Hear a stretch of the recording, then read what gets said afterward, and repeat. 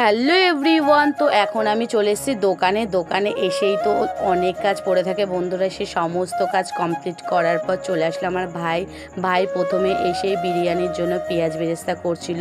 তার কিছুক্ষণ পরেই চলে আসলো আমার বাবা, সমস্ত খাবার দাবার টোটো করেই নিয়ে আসে প্রতিদিন আমার বাবা। আর জানো তো বন্ধুরা, এই ফ্রাইড রাইস, পোলাও, চিকেন আমাদের বাড়িতেই রান্না হয়।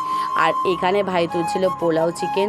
তার আবার কিছুক্ষণ পর আসলো হচ্ছে জোম্যাটো থেকে একটা বাসন্তী পোলাও চিকেন কষার অর্ডার, সেটা আমি ডেলিভারি বয়ের হাতে তুলে দেওয়ার পরেই আমি আবার এখানে চলে আসলাম পোলাও চিকেন তুলতে। আর আজকে খুব চাপ ছিল বন্ধুরা, আজকে দুপুরবেলা আমাদের ভাই বোনদের কারোরই খাওয়া হয়নি।